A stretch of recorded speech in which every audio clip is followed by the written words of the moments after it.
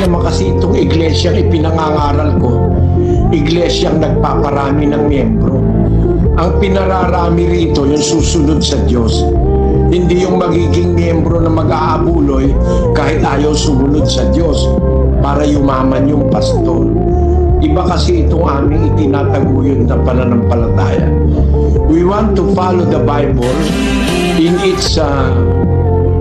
in the teachings of the Lord Jesus Christ in its entirety. Gusto naming masunod ng buo. Bawal kasi yung hindi ipapatupad ng buo eh. At kung nagtatanong ka sa akin para magkaroon ka ng pag-asang huwag mo nang hubarin niyang ginto mo, ikinalulungkot ko, kapatid. Hindi ako yung ganong mangangaral na dumami lang ang miyembro, dumami lang ang abuloy, kahit labag sa Biblia, payag siya.